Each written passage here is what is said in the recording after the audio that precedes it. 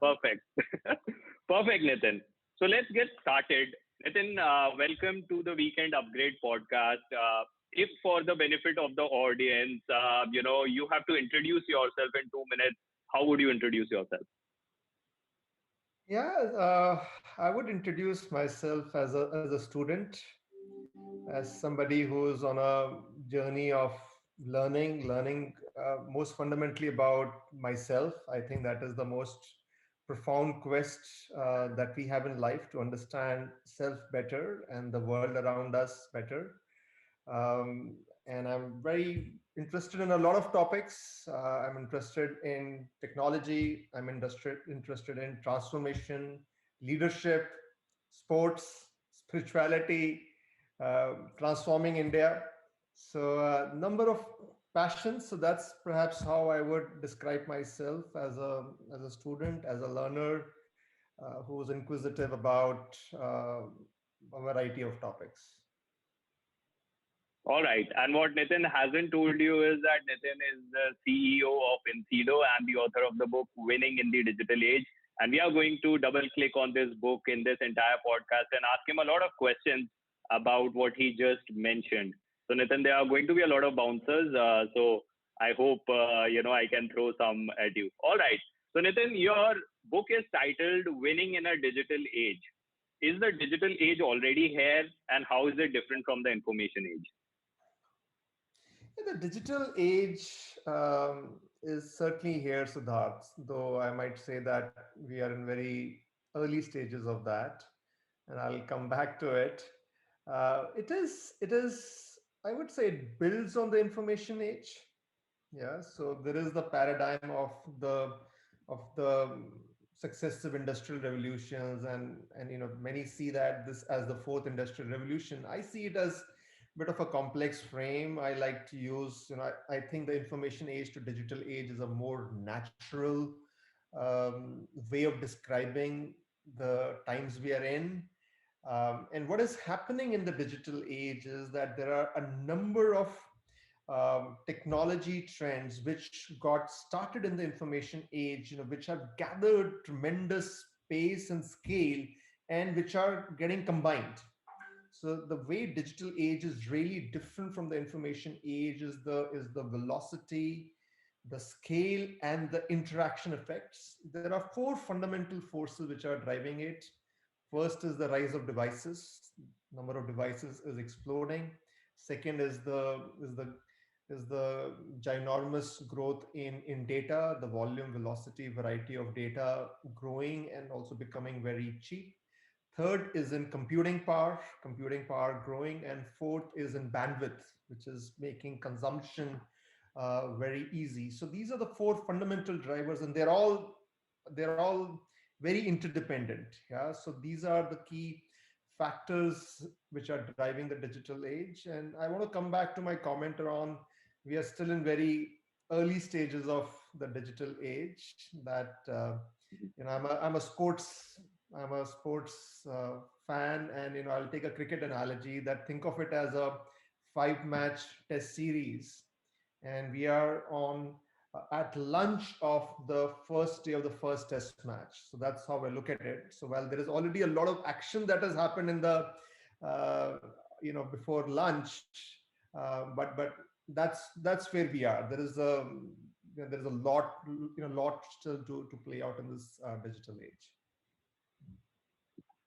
Nitin, we have you have just explained the forces that brought this digital age to life, and what are the big changes that brought this digital age into the coming. My question to you is: there's still a lot of I would say a lack of clarity around the word digital transformation. It's like the new strategy word. Every person you ask him to how to define digital transformation, there is a new definition that comes up. So, what according to you is the best definition of digital transformation, if at all there is one? Yeah, it's for good reason, Siddharth. Why there are many definitions, because it's a very big concept, and different individuals or leaders end up seeing it from a particular perspective. It's like this big elephant in the room, and and the blind men, and they are seeing different parts of it, and that's what they end up describing. Yeah. So the way I think about digital transformation is the multiple changing that an enterprise needs to make to serve its customers in the best possible way using modern technologies or using digital technologies. Yeah. So the operative words for me is the customer.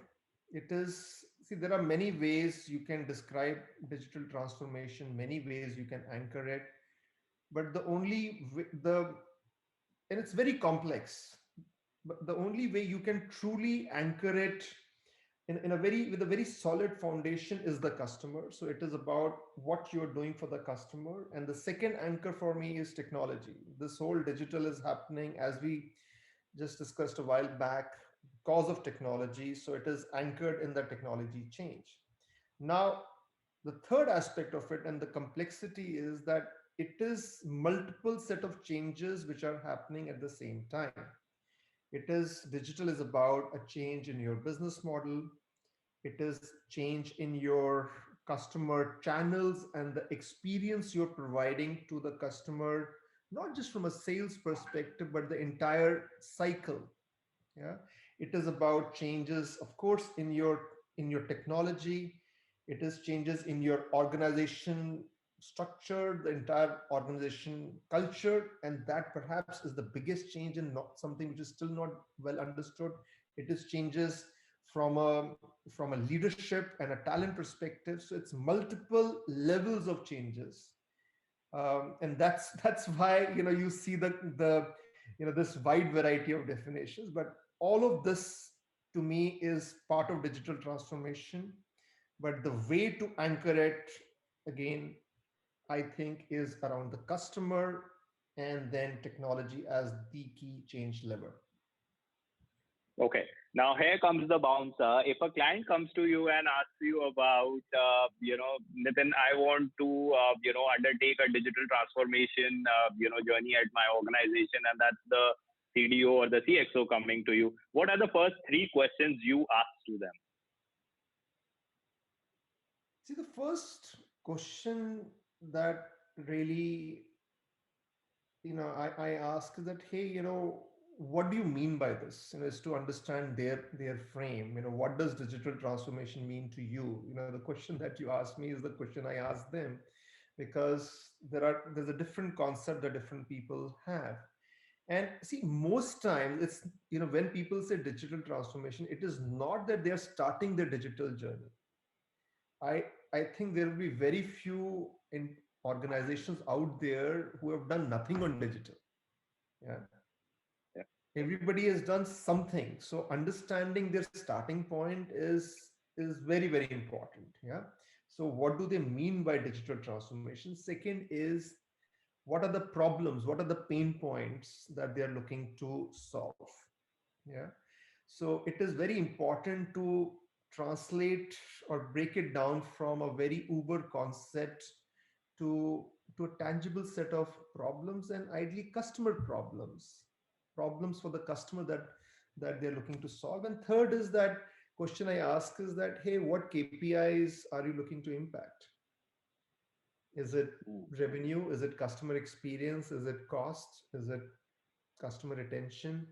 What are the KPIs? And again, and I've said this earlier, digital is such a large and complex journey that it is so easy Yeah. to lose your way. And unless and until you have some very clearly defined KPIs which become the North Star for you, you will more likely than not lose your way. So it is very important to anchor that. So those are my three questions. What does it mean to you? What are your pain points? And what are the KPIs that you're looking to impact? That's a very good way to put it, Nitin. I also heard, one of your interviews where you mentioned that majority of the digital transformation initiatives fail. And I think if I remember correctly and my memory is serving me right, you said it's 70% or more than that, right? Could you please elaborate on what are the reasons that why these initiatives actually fail? Is it only because they fail to ask these three core questions, or is there some other, important tangent attached to this? Yeah, that number is right. And that, it's not, you know, to be fair, it's just not my number. It's, many consulting firms, many academicians have looked at this topic, and I think that that's the consensus number. And it's something very stark. If you look at the billions of dollars that are being spent on digital, and 70% of that failing or not achieving its full impact, is a pretty stark number. Now the question is that why is that the case? You know, there are challenges both around strategy and execution. Yeah. The challenge around strategy that I see is that most companies, especially traditional companies, they end up transposing their business model from the physical world, to the digital world, which I think is a grave mistake. Yeah. So it's still the paradigm, the same paradigm. So if you're a bank or you are a telecom provider, what you were doing in the physical world, you end up offering the same in the digital world. And that Yeah. and so you miss out on what the power of digital. Yeah. You miss out on the power of digital. So there is the gap around strategy. Yeah. And inherent in that is this whole concern around cannibalization, because still Hmm. 90% of the revenues or flow, or maybe 80% is coming from the physical channel. They are so concerned about not cannibalizing that they Yeah. don't Yeah. allow the digital channel to flower in the right way. Yeah. True. There are many more challenges around strategy, but let me move on to execution. But because equally there are huge issues around execution. The biggest challenge that I see is that, see, digital by its very nature is a interdisciplinary problem, because digital is really about from what you're trying to do for the client. Now the client doesn't care that it's a marketing problem, a technology problem, or a finance problem. Now, again, most traditional organizations are not structured that way. They are structured functionally in silos. And so this inability to really work in this interdisciplinary fashion, and therefore keep on throwing things over the wall, is ends up being a big issue. The second big issue is seeing this as a technology program. And and see, technology is a very important aspect of digital transformation, but it is simply one aspect. If you upgrade the technology and your underlying business processes haven't changed, you are not going to have the impact. Yeah. and Yeah. and, it, and that is another key issue that happens. So I can go on and on, but there are issues around strategy and their inability to really change the business model or adapt to a digital first business model. And there are many issues around execution. The primary among them is this whole inability to break out of the functional silos and being stuck into these being defined as technology only programs. Great point, Nitin. I would like to double click on one of the important points you made, that the reason why it becomes little challenging for these organizations is that 80% of their revenues are still coming from the legacy models that they have. Now, as as the CEO who interacts daily with the board of directors of these organizations, do you often get this pushback that, Nitin, it's not broken, it's still working, right? How do you go about convincing them on such things that, listen, it might be working now, but it may not be the case in future? What are the persuasion skills or the things that you bring to life when you are having those discussions? I think that would be great to know. See, I would say that over the last couple of years, Siddharth, the level of awareness is reasonably high. Yeah, I wouldn't say that in majority of industries, the penny has dropped. So people know that, Yeah. look, this is happening, and our business is getting disrupted by a new set of competitors that we never imagined.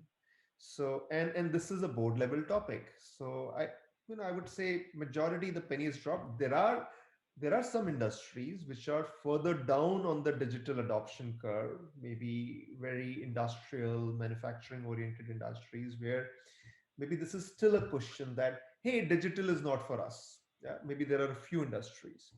So now coming to the next level of, there may be an awareness at the macro level that yes, we need to raise our game on digital, but there may be a resistance at a specific level that, oh, we have this great website, we have this great app, and our digital our digital customers have increased by 100% last year.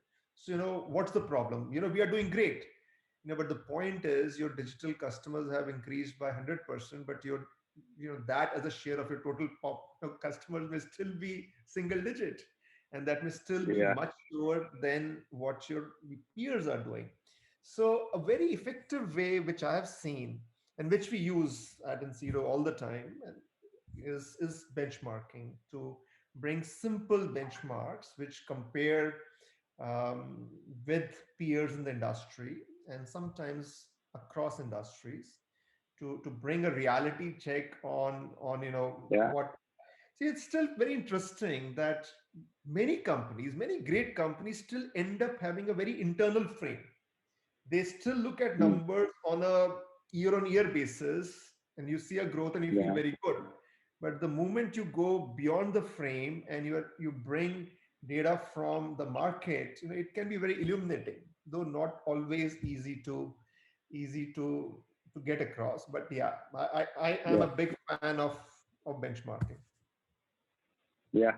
I think one fallacy that even I have noticed with my clients is that they fail to notice the outlier in the market and bring the best practices internally. They are just thinking about the other incumbents, and then they fail to see that okay, there is an outlier who might not be doing it at scale, but they are disrupting the model in a very irreversible way, and that is where the best lessons for the incumbents can come.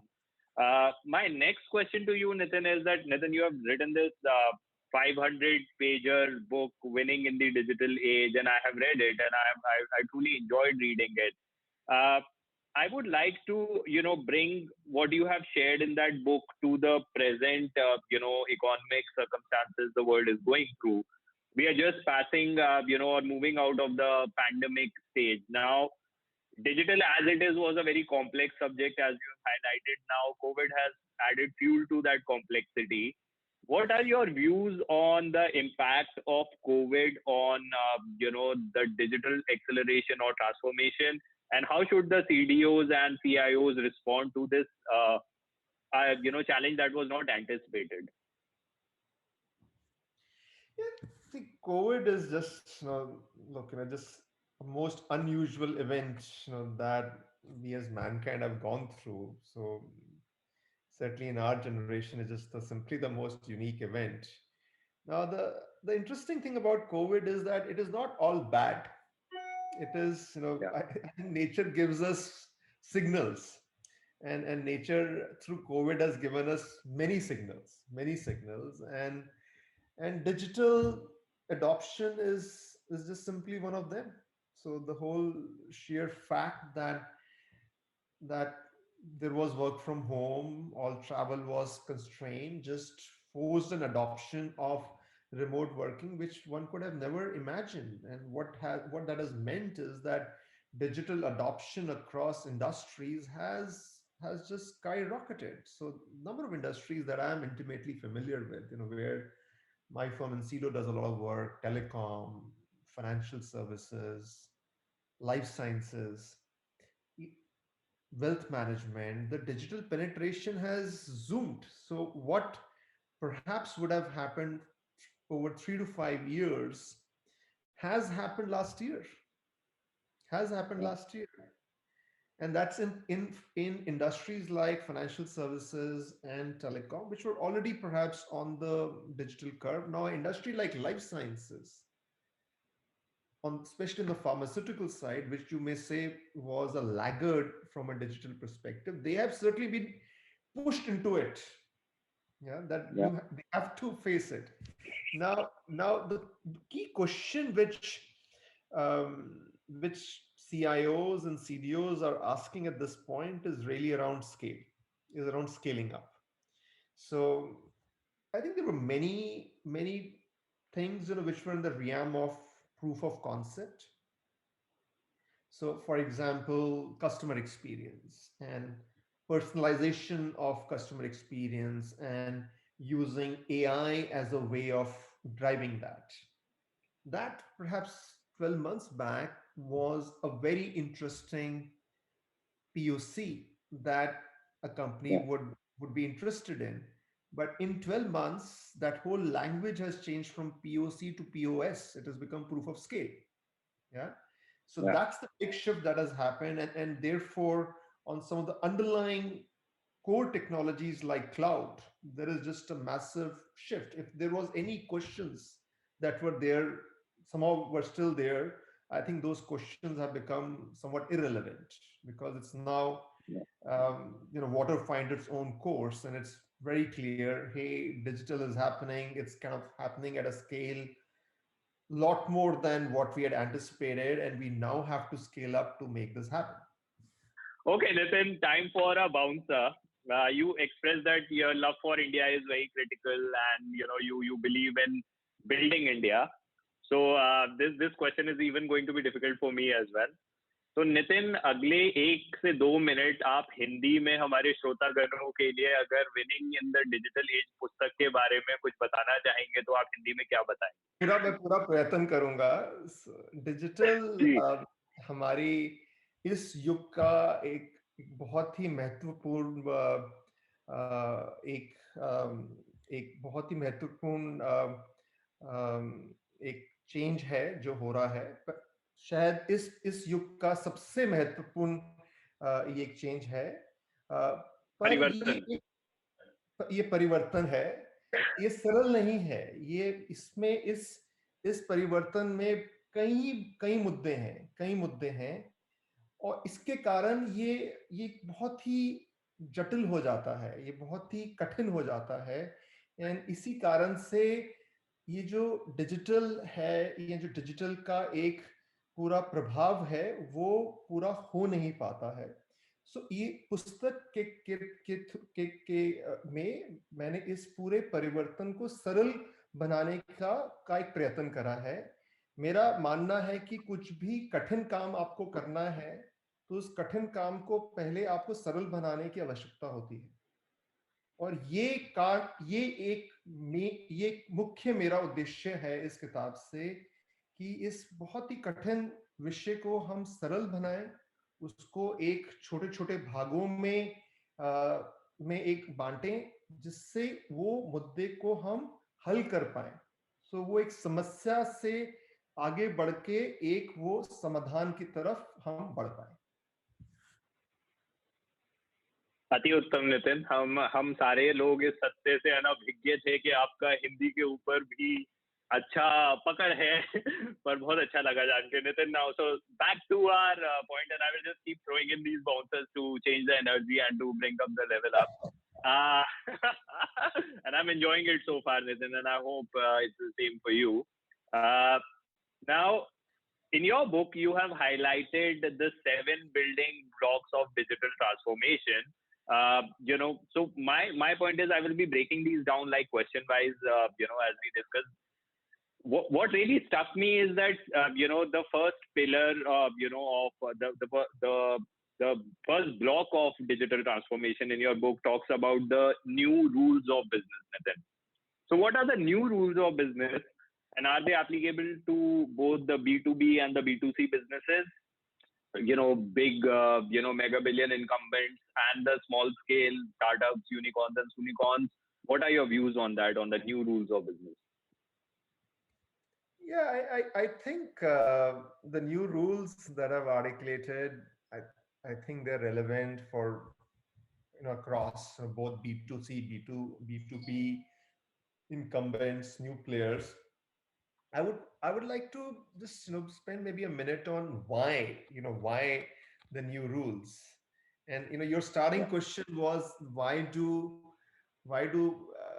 is that 70% failure rate for digital transformation? And that's something which has which has really struck with me, because a lot of my experience, initially at McKinsey, then at Fidelity, where I was quite involved in driving digital transformation for one of the really mega, very successful companies in the world, and then going to Flipkart, being at the end of at the really the frontier of digital chaos, and then at Enciso, where I've been very fortunate to serve some of the largest companies in the world. It just really struck me that across the patch companies are struggling, and the question is, why are they struggling? They are struggling because they are solving problems at the surface level. Yeah. And to really solve problems, you have to keep on going down. Why is this happening? Why is this happening? You have, so that cause and effect, you have to keep on asking yourself. And when I've done that, what was very clear to me was that, hey, this is a very different world. This is a very different world. The customer is very different. There is this whole thing about data, which is just completely different. The whole volume, velocity, variety, we have mentioned it earlier. The speed is very different. The role of technology is very different. So there are many factors which are very fundamentally different.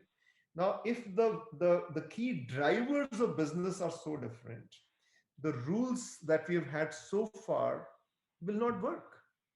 If the game has changed, you can't keep on playing by the same rules and expect like a winning outcome. No, no.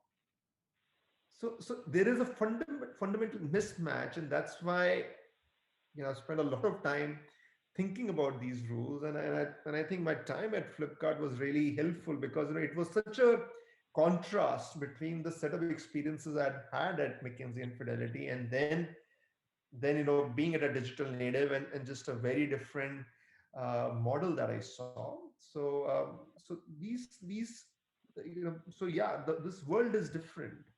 The fundamentals are different, and therefore you need different rules. And just to talk about some of the things, for example, strategy.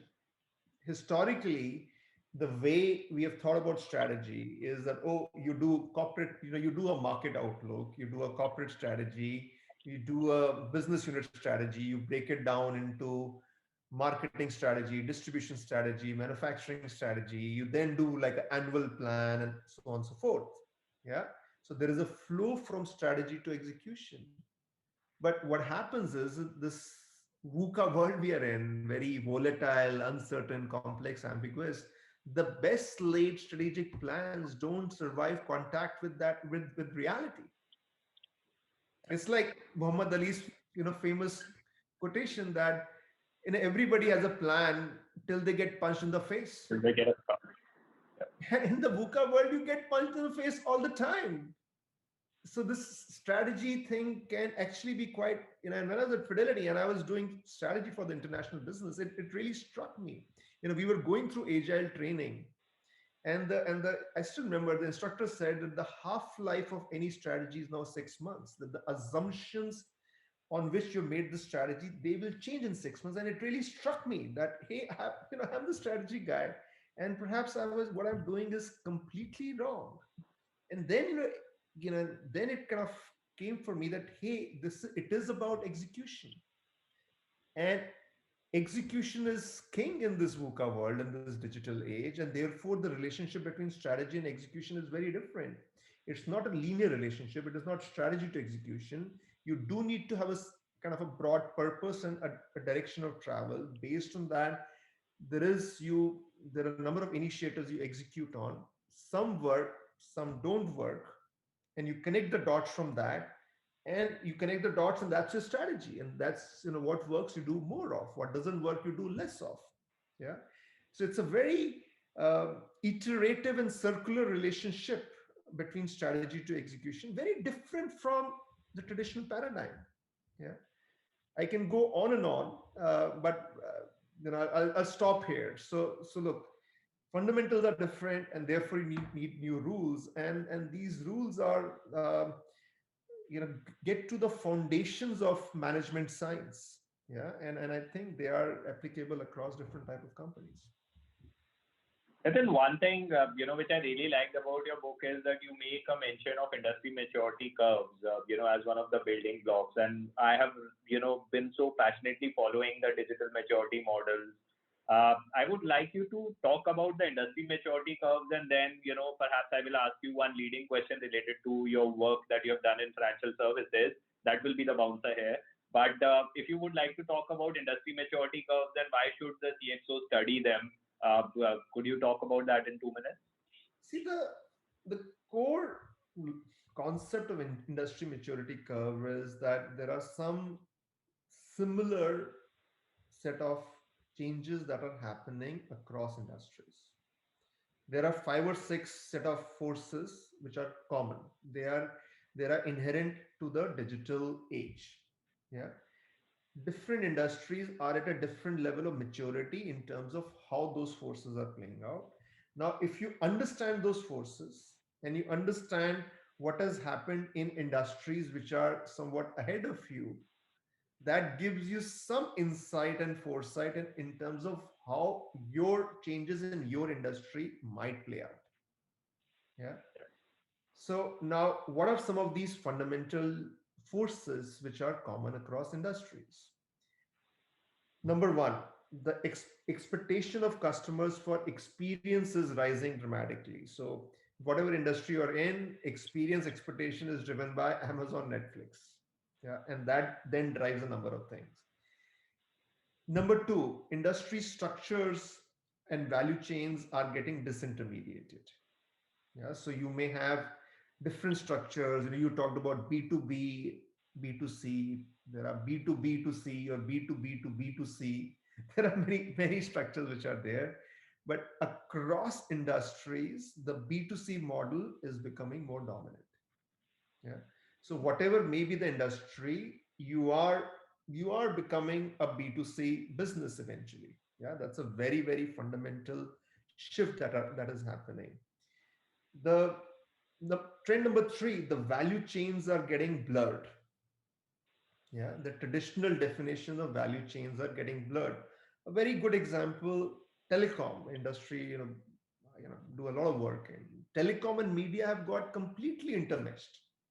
Completely intermeshed. You can't segregate telecom and media. That's why you see that the largest companies in the world, telecom companies in the world, AT&T and Verizon, have ended up buying mega media houses. Yeah, because those boundaries have blurred. New competition. Yeah, and you said financial services. You look at banks. If you are Citibank, perhaps your main fear is not JP Morgan or Wells Fargo. It is perhaps the fintechs, or maybe even not the fintechs. Now it is Google and Amazon. Yeah. Product proliferation. There are too many products. And because of that, the product life cycles are getting crunched. What was maybe 5 years is becoming 2 to 3 years. And finally, pricing transparency. That because of pricing transparency that digital brings, there is a downward pressure on prices in all industries. So these are five or six fundamental trends which are whatever industry you're in, you need to understand, and you need to see that okay, it is likely to progress in a certain way. And if you see the one ahead of you, or maybe somebody who's two steps ahead of you, it will give you maybe a bit of a head start. Yeah. Which brings me to the next question. You just made a mention of fintech, Nitin. What are your views on digital-only banks threat to the big banks? Like, again, they are way past the proof of concept stage. Some of them are like now the decacons. Do you think that the big banks should be really worried about the digital-only banks as more and more licenses are getting granted and open banking regulations are coming up? So, what are your thoughts on that? I think there are two parts to this, Siddharth. So there is undeniable that digital bank is a reality. Yeah, that's a reality. But it does not mean that it is end game for the large banks. Yeah, every large bank that I know, and I'm fortunate to work with the number of them, they are very aware of it, and I think in each one of them there is a initiative underway which is building the digital bank. Yeah. So look, the traditional banks do have a set of advantages. See, in financial services, the key thing is about trust. Yeah, is about trust, and that's a trust. The switching behavior is very different from what you see, let's say, in retail. Yeah, where in retail the availability and pricing drives a lot of switching behavior, whereas in financial assets, because of the trust factor, that is much lower, and banks do have the benefit of that, and the physical network further provides a certain uh, strength to it. Yeah. So now the thing is that if the big banks are able to build on that and adapt fast enough to the digital world, which the customer is also expecting in terms of experience and service. I think they have a very I think it will be I think they will really be able to ride the wave. But let's also be clear, if you're only riding on your past loyalty, customer loyalty, and you do not adapt quickly enough, at some see today the banks are also being protected by regulation. Yeah, and that is one of the reasons why um, fintechs haven't been able to grow as much as probably they should have. But I think that will change over a period of time. Yeah. So just loyalty and regulation will not be enough. But I'm actually quite hopeful about the future of the big banks, because what I see is that they are quite aware. They're quite aware of the set of challenges that are out there. Perfect. Nitin, I'll also want to cover some of the other questions which are, more related to you as well. Uh, Nitin, if I were to ask you that, where do you see yourself 10 years from now? Right? What is the next big game for you personally? And you can add the professional angle as well, but would just love to know that how are you thinking about the future? See, I don't, for me, always professional and personal, I don't see them in different boxes at all. For me, they go very closely together. And, the one thing about me, good or bad, is I'm very authentic about what I do and my set of choices. So yeah, the professional and personal, these are not separate choices for me. There are two or three big themes that I'm very passionate about. So one theme that I'm very passionate about is this intersection of business and technology. That the role of technology over time has been changing from being a support function to actually driving the business. And that's something I feel extremely, I think that's an amazing opportunity, and that in a sense is the foundation of this digital age. Yeah.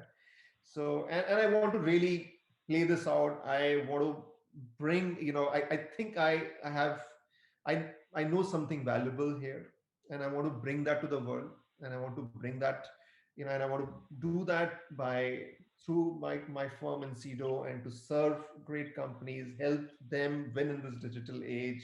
So that's something I feel very passionate about. Equally, I want to bring that to the world at large, and therefore this book, Winning in the Digital Age, and perhaps more around that.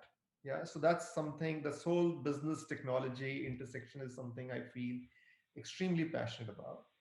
The second topic that I feel very passionate about, which may seem like different, but I think is interconnected in my mind, is about spirituality, and this whole thing about spirituality and leadership, the balance of spirituality and materialism, and how I have this very strong conviction, very strong belief that spirituality is one of the very essential foundations for succeeding in the digital age in this 21st century. So that's something I've been exploring for the last, I would say, 25, 30 years.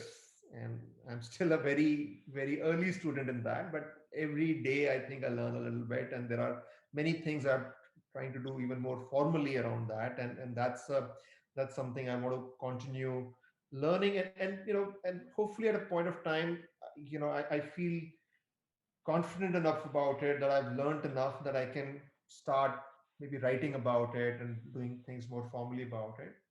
And the third thing, which really inspires me is about youth in India. That I just, I always get so inspired that, hey, 850 million people below the age of 35, what an amazing opportunity. And I've been very fortunate in my career to generally work with young people, including Siddharth, you, when you were younger. Thank you. We go back 15 years, by the way. I was just So thinking, about the time when we actually met. But yeah, go on, listen, please. yeah, so yeah, and that I just think this is such an amazing. It's so energizing. What, the confidence and the sense of audacity and drive that the youth have, and I want to do more there. And I've been experimenting, so I'm involved with this new university which is coming up, Laksha. So it's something very very interesting. But that's just one thing. But again, this is a theme that I want to explore a lot more. So I think these are three themes: this business and technology intersection, spirituality, and how do you bring it out in a very practical way as a way of leading a more fulfilling and anchored life in this crazy world we are in. And how do you spark the creativity and the enormous potential of the youth in India? I think these are three passions that I want to stay with for many years to come. And then I have a, you talked about spirituality. So now time for a quiz question.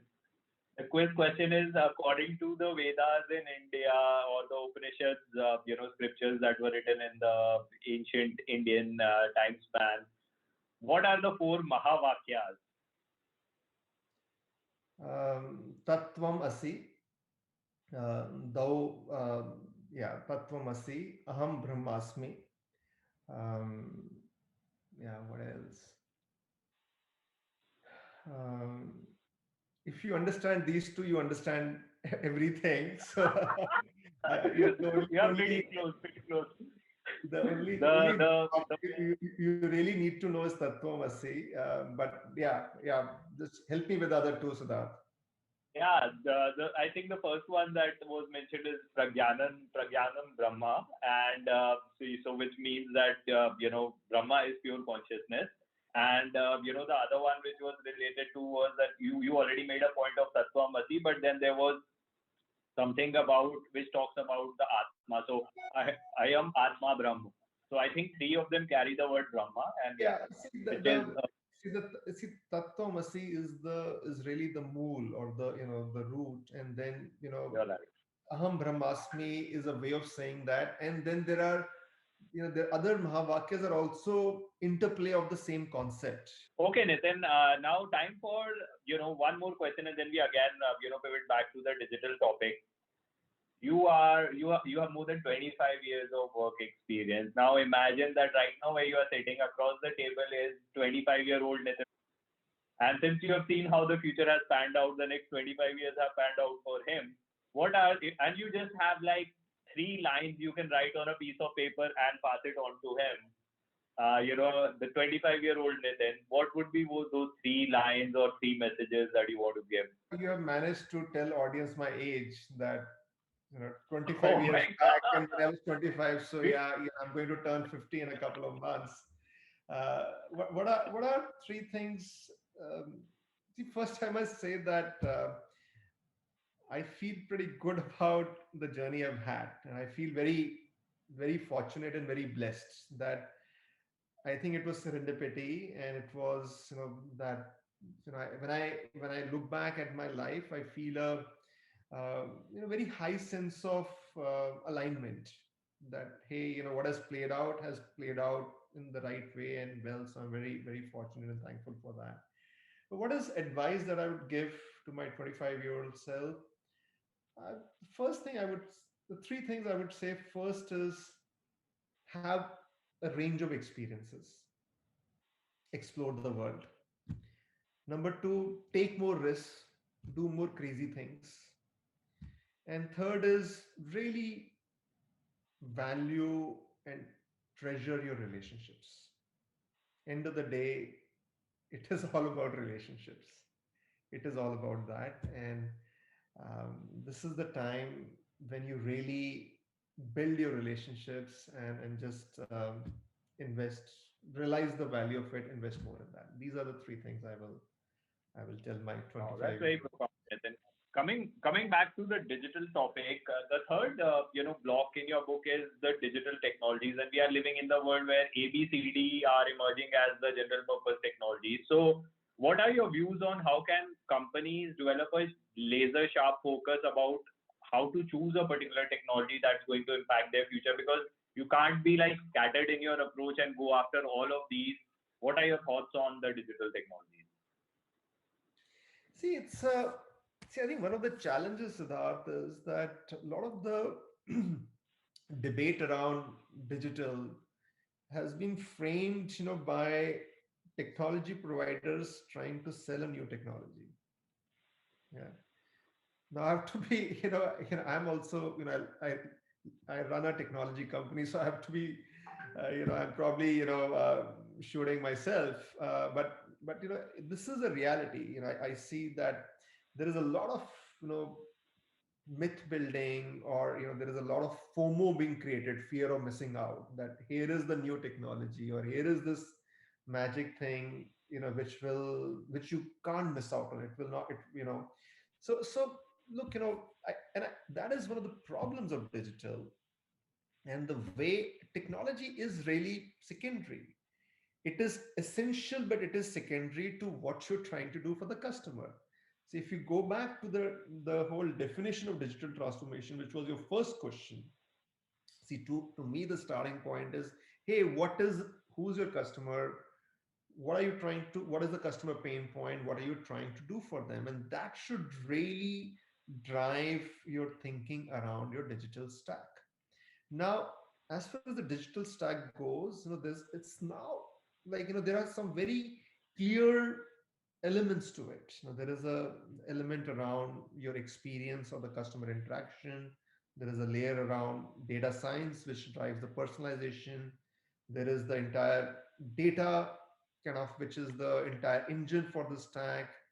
There is the whole operations layer, and then there are the fundamental building blocks, cloud, blockchain, yeah, and then AI, which is kind of powering across the whole stack. So look, over the last, I would say, 18-24 months, the elements of a digital stack have become pretty clear.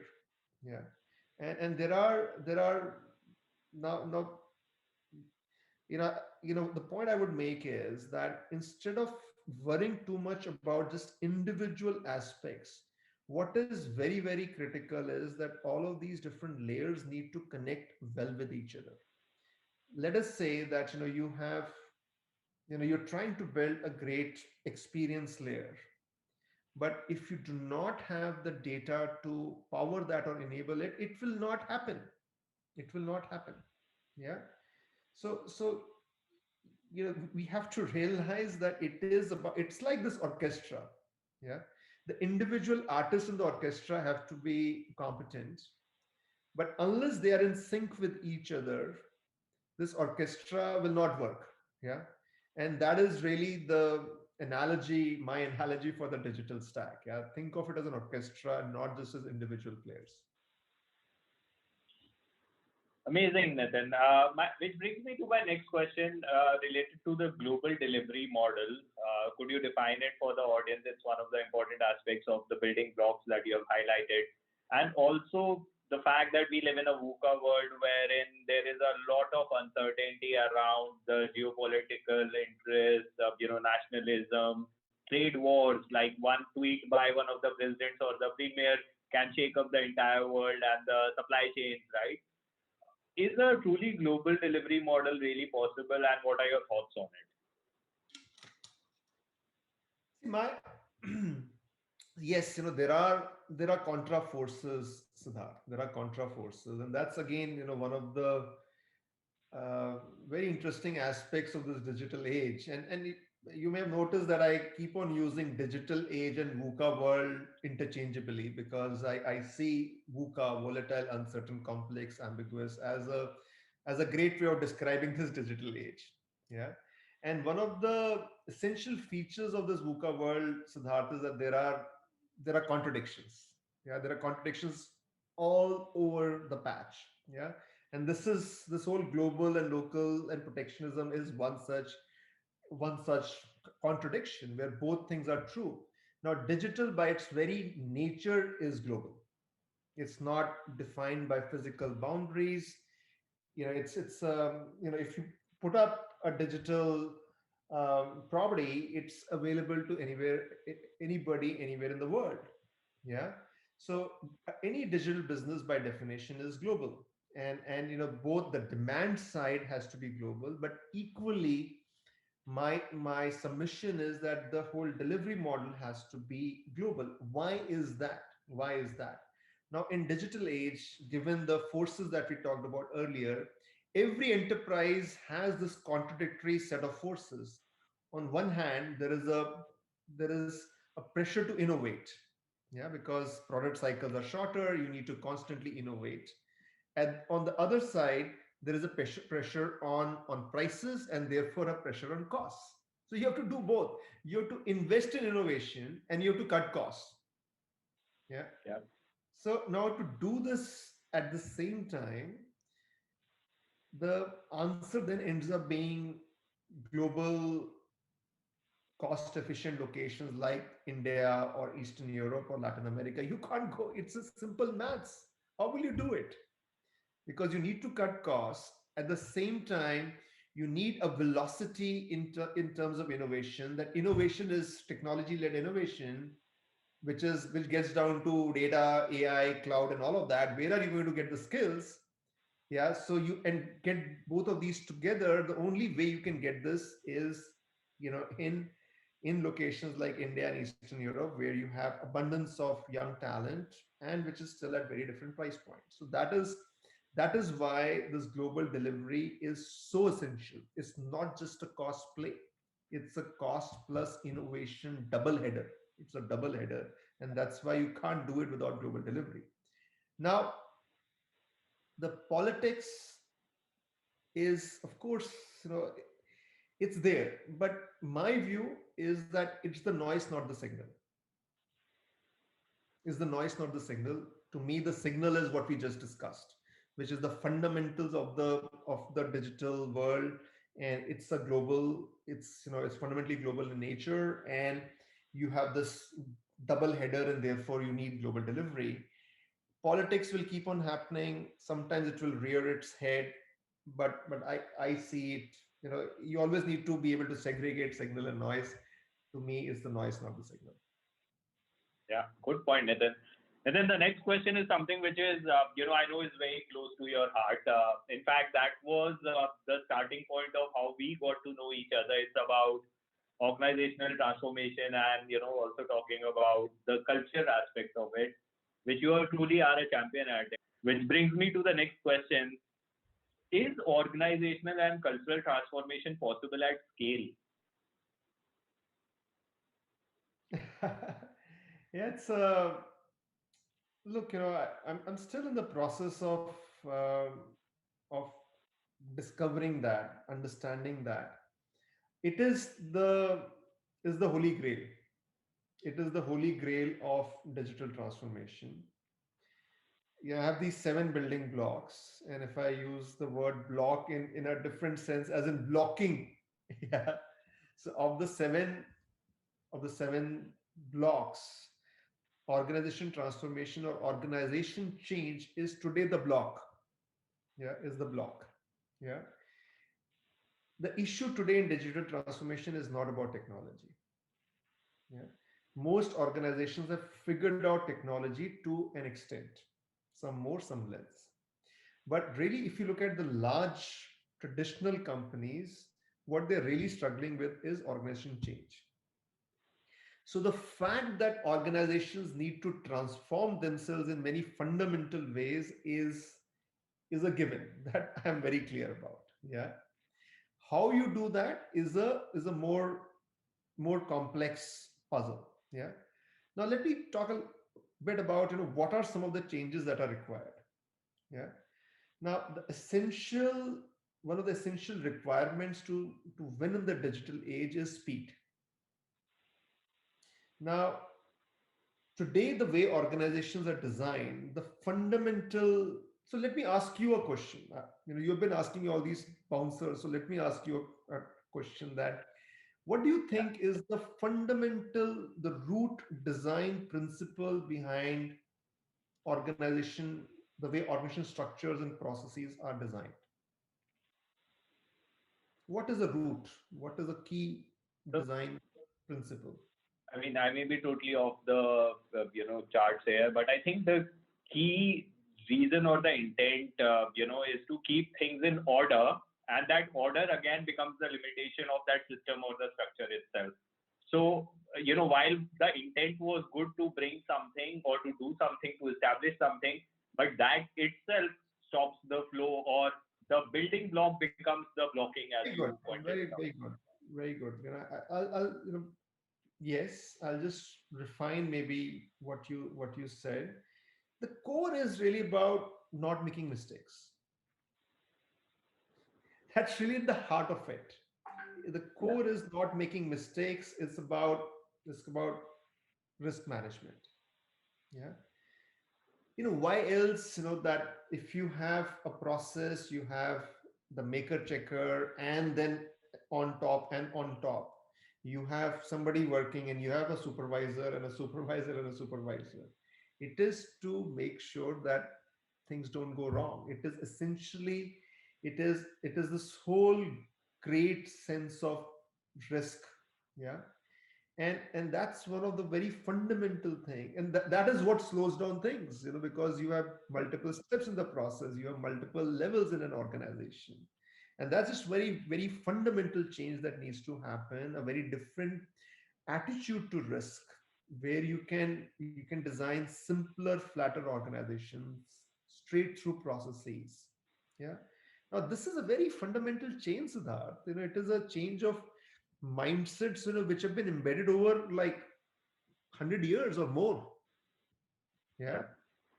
The second thing, which is very fundamental, we talked about in some of our earlier conversation, is about, hey, the digital problems are interdisciplinary problems.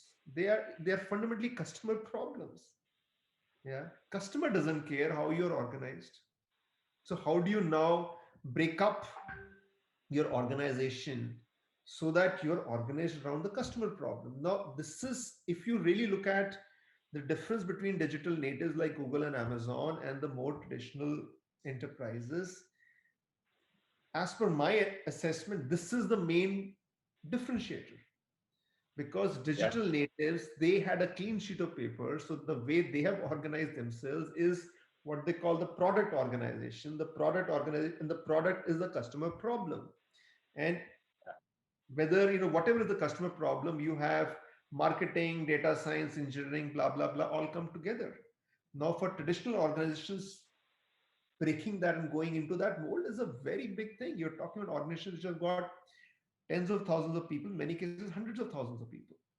Yeah. Yeah. So these are just two of, I can talk about many, many fundamental things that need to change from an organization perspective, but these are two very material ones. I may add another one, which is, how do you make the organization more human? How do you make the organization more connected? In a digital world, again, this is one of those paradoxes. In a digital world, which is driven by data, which is driven by machines, my view is that the need to connect at a human level is even higher. And how do you do that? So these are, yeah. So maybe I'll pause there. That, look, this is the holy grail. That there is a, and especially for the large enterprises, this is going to be, to my mind, we talked about digital is, lunch on day one of first test match and all of that. Whether they go and win the test match series, I think will hinge on this piece, how well they are able Yeah. to transform their organization. Very good point, Nathan. Next question is about entrepreneurial leader, and I think you have touched upon it. You have touched upon the organizational transformation, aspect. And I think, if I'm not wrong in assuming, the entrepreneurial leader has to play a big role in ensuring that block fits in right into the picture. So, who is an entrepreneurial leader? And my question related to that is there a space for too many alpha males or alpha female leaders in an organization, or is it like there can only be limited set of entrepreneurial leaders in an organization? See,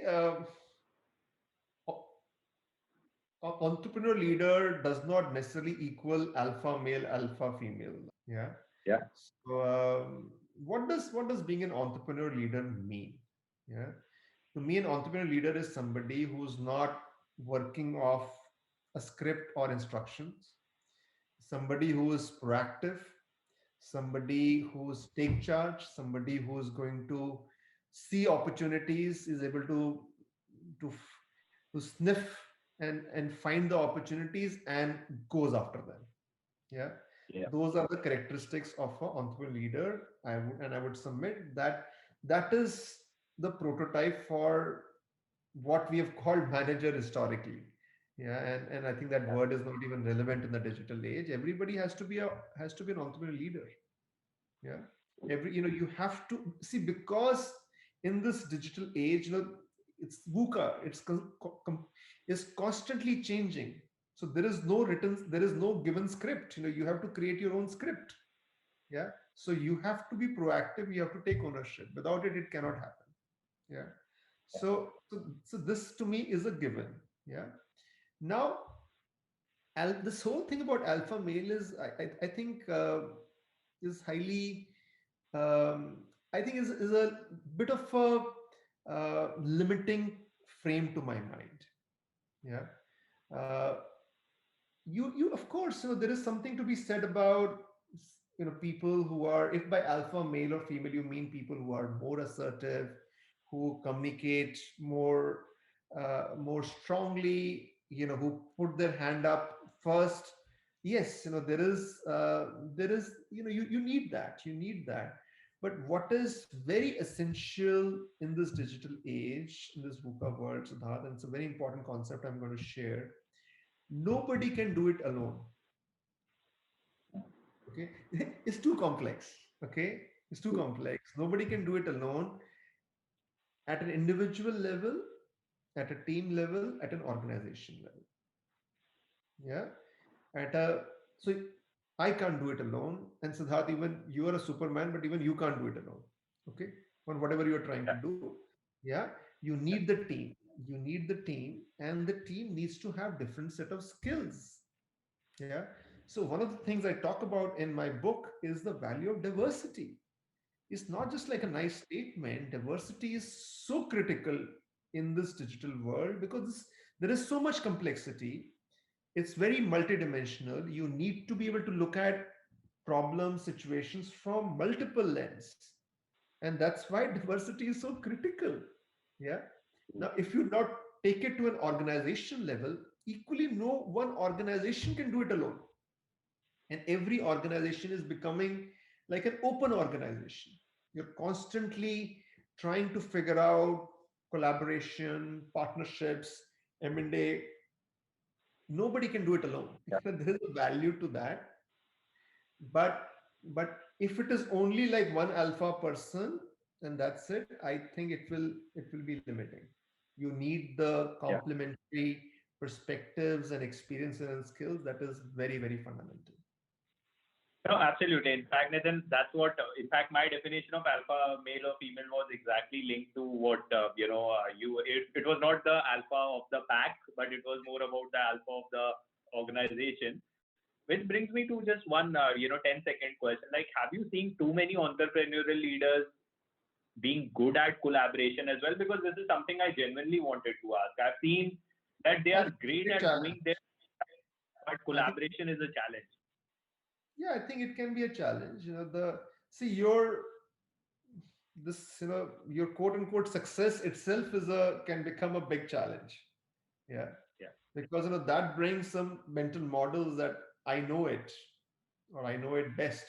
Yeah, and that can become a challenge in terms of collaboration. There is also this thing about speed. You want to move with speed. You want to be very decisive, and that can work against collaboration. So again, it is one of those paradoxes. One of the very key things of this digital age is this duality, that how do you manage this, how do you master this duality? So yes, your success as an entrepreneur leader can be a challenge in terms of collaboration. Absolutely. And then now, I think that that's a great explanation around the topics of organizational transformation and entrepreneurial leadership. I would like to come to the seventh block of, digital winning in the digital age, which is about the next gen talent. And here I have two questions. One question is, how do you define next gen talent?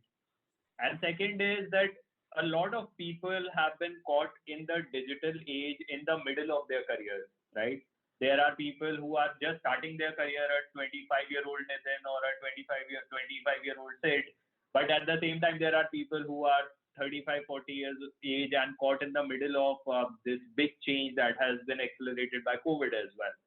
Now, how do you, suggest that they become or evolve as the next gen talent too? What are your thoughts on running this organization where I'm sure you are constantly involved in upskilling and the reskilling of the people?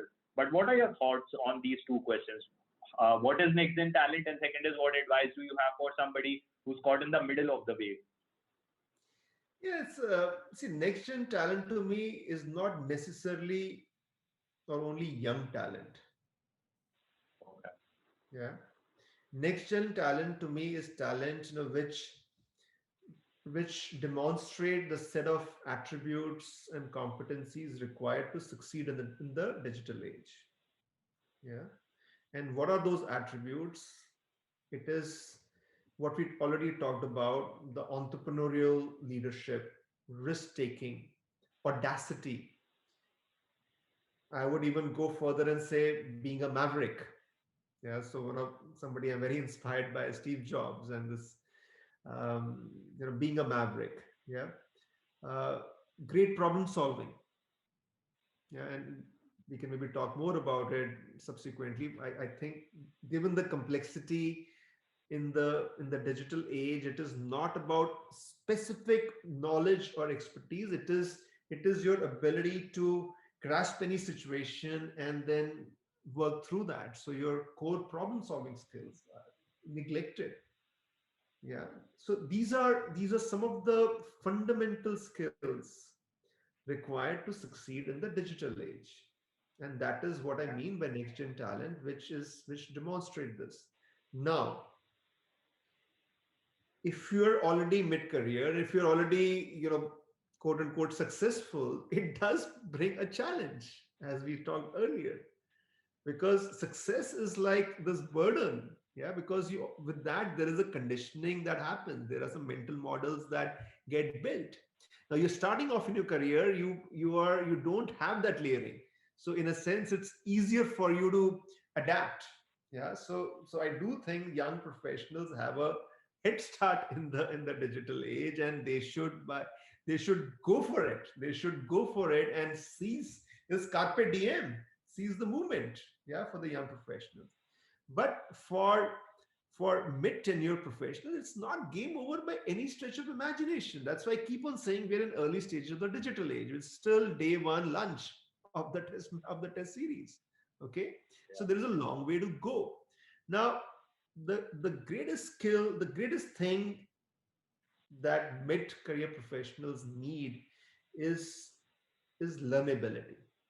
How do you is the learning orientation, is to drop this thing that, oh, I know a lot. Yeah, Yeah. and I think it also gets down to this thing about humility. Humility, that not taking yourself too seriously, recognizing that it's a vast world. We are a speck in that ocean, and there is so much to discover. Yeah, and it's infinite. What you need to learn, and build the curiosity to learn, and to build the skill of deliberate learning. It's not just learning. Learning has to be a deliberate process where you focus on a topic. You are able to get to the real key points of in that subject, and you master them. And I think a great example of that is Elon Musk. Isn't it just unbelievable that, from payments to electric cars to space exploration, he just, or even Jeff Bezos for that matter, it's just unbelievable that, how they're able to take completely disparate topics and then master that. It's deliberate learning. It's not general knowledge. It's not general knowledge. It is a very deliberate and focused and deep learning process. That I think, um, curiosity and humility are the key mindsets. But deliberate learning, I think, is the most important skill. That is what I would ask mid-career professionals, or for Oh, that matter, every professional to really focus on. no, absolutely. And I think that in your book, having read that, it's a great start for somebody who should learn to learn. If you have to talk about your book for 2 minutes in Punjabi, winning in the digital age, how would you go about explaining it? I'm curious to, hear what you have to say.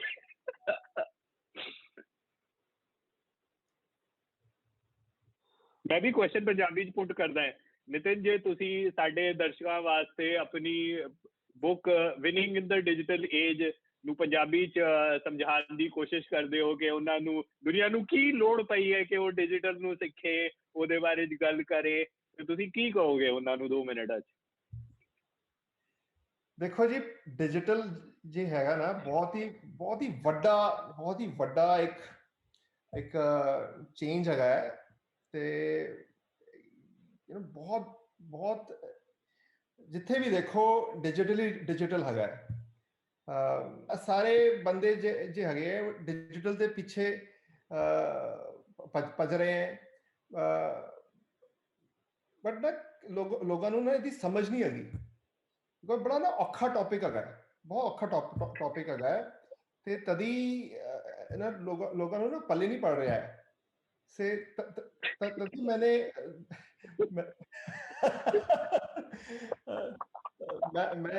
ਮੈਂ ਇੱਕ ਕਿਤਾਬ ਲਿਖੀ ਹੈ winning ਇਨ ਦ digital age ਇਹਨੂੰ ਥੋੜਾ ਸੌਖਾ ਕਰੀਏ ਇਹਨੂੰ ਥੋੜਾ ਜੋ ਬੜਾ ਨਾ ਇਹਨੂੰ ਥੋੜਾ ਸੌਖਾ ਕਰਕੇ ਇਹਨੂੰ ਸਮਝਾਈਏ ਤੇ ਤਦੀ ਦਾ ਕੁਝ ਹੋ ਪਾਊਗਾ I think that's where I will stop. The funniest response, Nitin. And I think the punchline should be okay to sokha. All right, Nitin. That was just amazing. Now coming on to the next question related to digital, what are your views on the platform-based business models and digital ecosystems? How are they disrupting the traditional models that you highlighted, wherein 70 to 80% of the revenue still comes from the traditional channels or the physical channels? And do you think that this platform and digital ecosystems are something that the organization should be taking in very seriously? And by digital ecosystems, I mean to say, if I were to simplify, platform plus multi-industry strategic partnerships.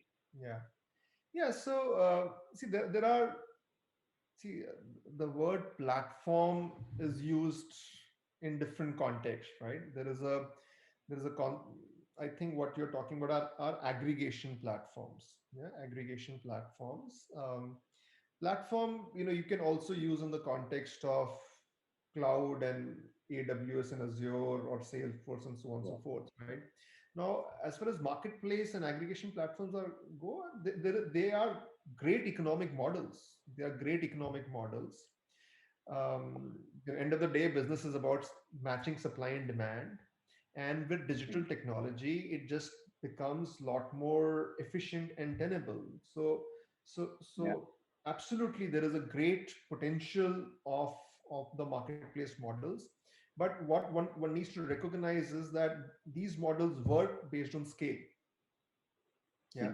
So whenever an entrepreneur is looking at this model, he or she believes that, oh, I will create the aggregator, I will create the marketplace model. But what you need to think through is that how you're going to build that critical scale.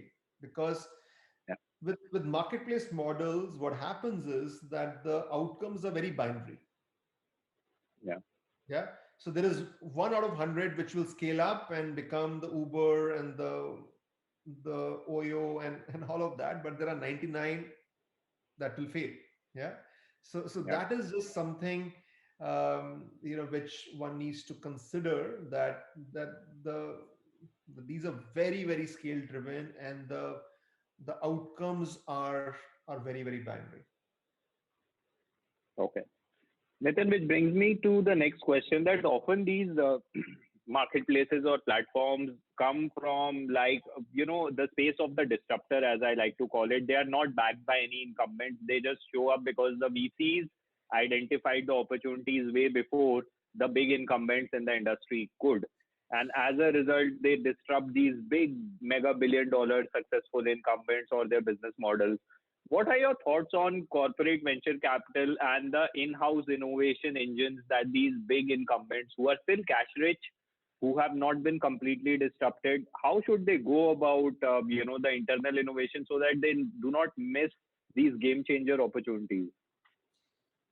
See, you framed it as part of your question, that most large enterprises that I know of, that I'm serving as part of Incido, have now internal corporate venture arms. They have very active corporate development setups, which are constantly looking at M&A.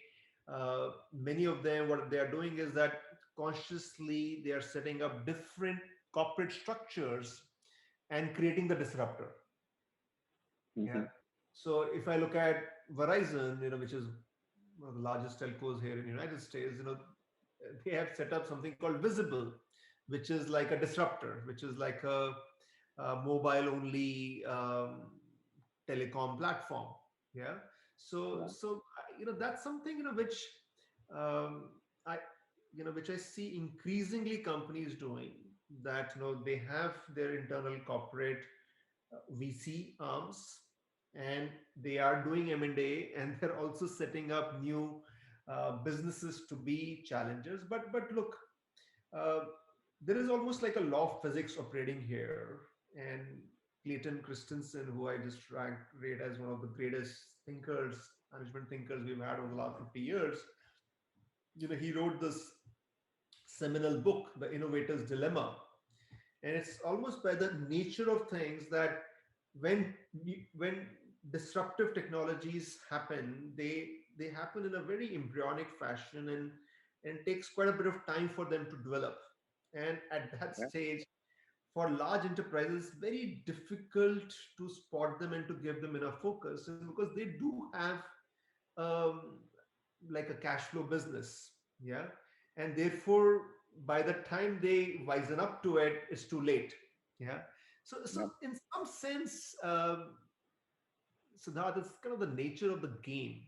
Yeah. It's and again, if I take it, a parallel from spirituality, and kind of Indic thought process, we have this whole thing about the creation, the creator, the preserver, and the destroyer. It's a cycle. So I I I, I think in any organization, it is it is there is that kind of set of forces which play out, and which is good, because it Mm. gives opportunity for innovation, for entrepreneurship, and new players to emerge. So I you know I see no harm in that, but for sure, the large enterprises, I think, are now quite aware of this whole thing, and they are doing a number of things, how they create these new models somewhat separately from the mothership. Nitin, you spoke about your love for India, and also the, I know from your background that you have been, head of NASSCOM's technology teams and, overall initiative. I may not know the exact title, but I know you were deeply involved in NASSCOM's operations. If you could talk about India's innovation and startup ecosystem, that we are living in a world where 70 to 80% of the unicorns and startups still come from US and China.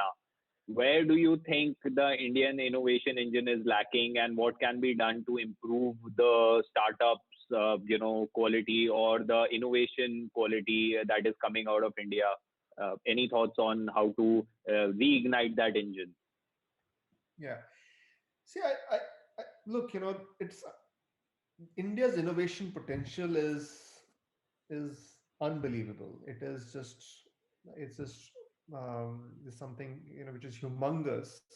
But I think it is also undeniable that at this point we have not realized that potential, and I think we've gone Yeah, through at least two generations of missed opportunities. Yeah, we went through the last 20, 30 years of the rise of the IT industry in India. And India is clearly the global leader in the IT offshoring industry. And that should have been a great base for us to spur really world scale innovation. But yeah. perhaps we just got caught in very cash flow generating successful business models, and there wasn't enough of a foresight or risk taking to invest behind long term innovation.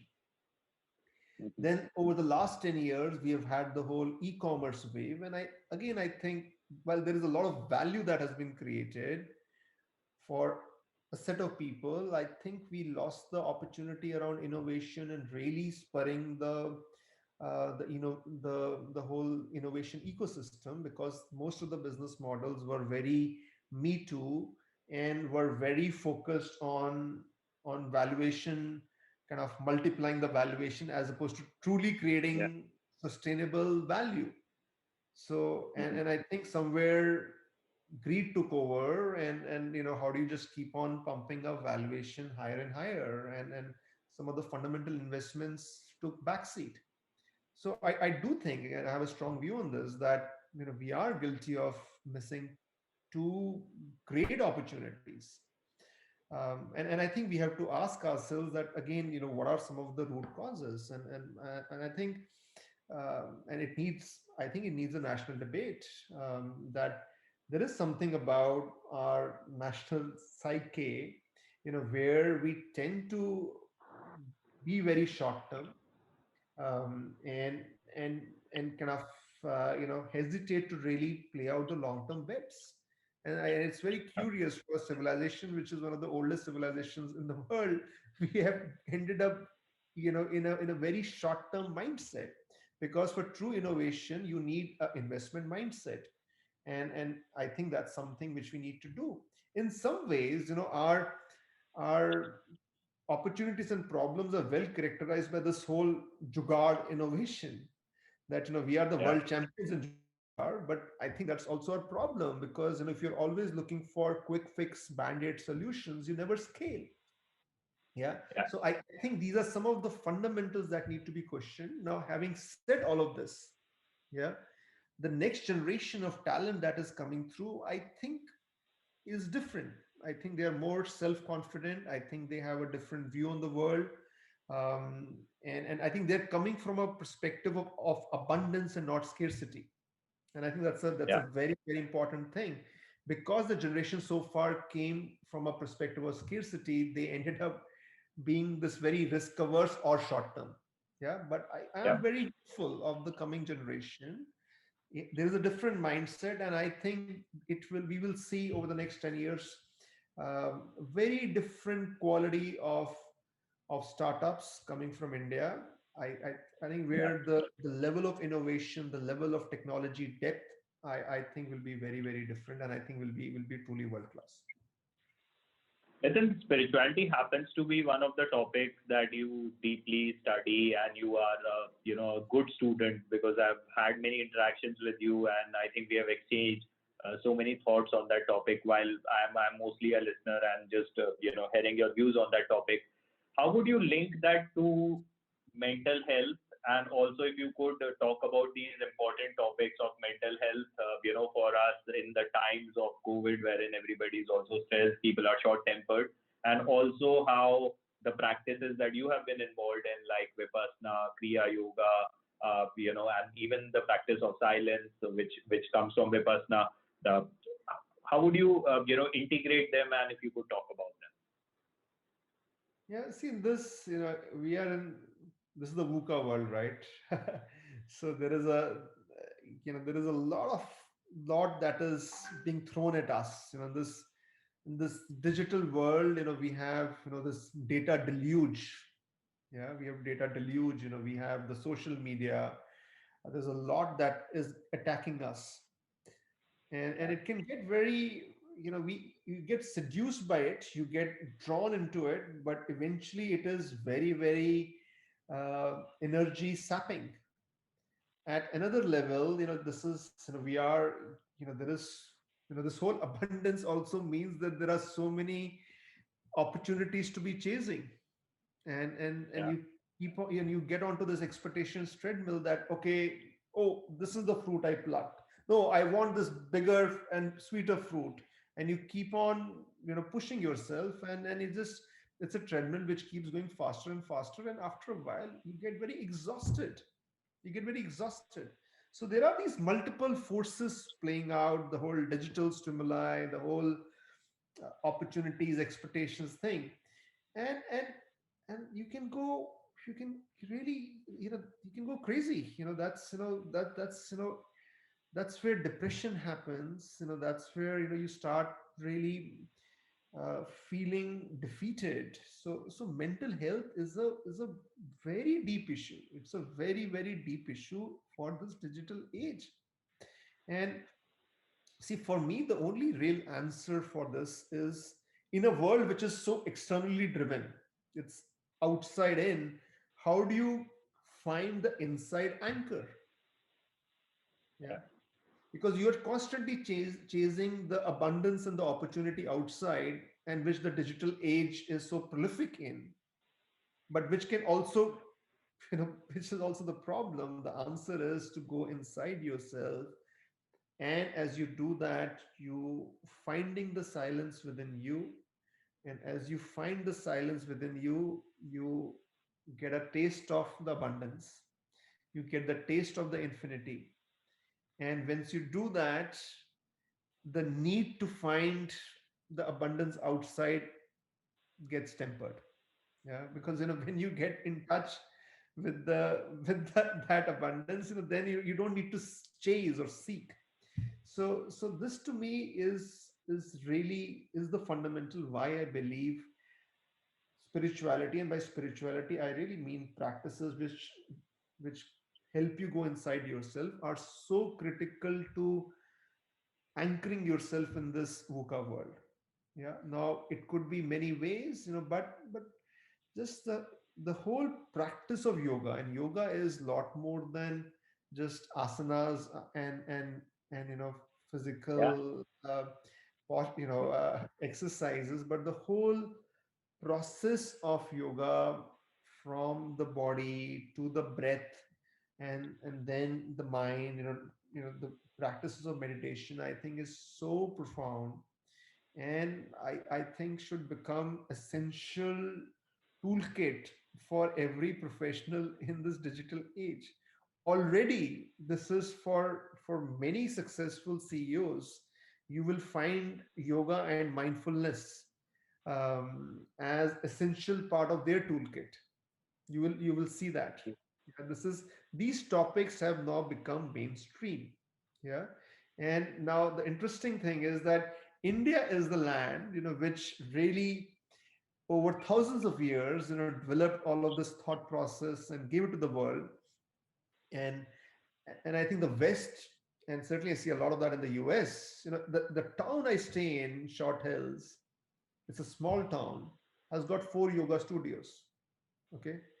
So the West is certainly waking up to it at a tremendous pace, and I really I think that for for everybody in India that recognize that, hey, this is what our real is the real uh, unique contribution we have made to the world, and let us all of us benefit from this great wisdom. Then I think I've come to the end of my questions, but I just would like to, spend 2 minutes on the trailer thing. But before that, I want to say some words to you. I just want to acknowledge you for the great work you are doing, Nitin. I think one thing that has been consistent for you is your ability to broadcast the right words and to keep on inspiring people. I think one thing that has always been consistent for you is that your presence, ensures that people get great ideas. And the third thing is that when they bring those great ideas to you, you do listen. And I think that's what the rule of a leader is, that just identify those seeds and make sure that you give them the right amount of impetus and, little nudge that they are looking for. And when it comes from somebody that they really respect and value, I think that seed has the potential to grow into an oak tree. And you are very good at identifying those good seeds and oak trees. So I just want to thank you for being Nitin, for writing this good book, for ensuring that your story just touches as many people, because you are not somebody who just keeps the ideas to himself. You broadcast it further. So from the core of my heart, I just pray for you. I pray for your book. So thank you, Nitin. And if there's any feedback you have for this, your entire podcast experience, would like to say, I would love to hear. Look, for Siddharth, for me, it is, I always enjoy conversations with you. You know that. And we've always had a very special bond. And that bond is there because, you are a seeker, you are an authentic seeker. And that's a very rare thing. And that's a very valuable thing. And, um, I I really admire that, that is a human quality. Because, if you are a seeker, then you will progress in the journey of life, in whichever way that journey of life pans out to you, pans out for you. So thank you for that. Thank you for being who you are. And I really enjoyed the conversation. And look, the conversation was also very clarifying for me, that it also helped me clarify, think through many of my own concepts. So that's great. And hopefully, look, the book, of course, now that I've written the book, I want the people to read the book, because that's the whole point of it. That for me, that there is some knowledge and experiences that I've been very fortunate to have, and my genuine intent is that people benefit from it. I think I have something helpful to say, and if people can benefit from it, that's something which I think I would have made a good contribution in my journey of life. So yeah, so thank you so much for taking the word out. I will show the book. Here is the book. Yeah, of course. It's a And you smart. lift it up like you can see the author's name as well. All right. So that's Winning in Digital Age by Nitin Seth, and I highly, highly recommend it. And by the way, this is not just meant for the working professionals. This is meant for students. This is meant for people who are curious about the topic of digital, working professionals, business leaders. Everybody should get their hands onto it. And I highly recommend. And this conversation, this podcast, we will be releasing it, and I will be doing a couple of live streaming events with Nitin as well. So I think I'm excited about it, and I strongly recommend everybody, all the viewers of this podcast, to read it. Thank you, Nitin, for writing this gem.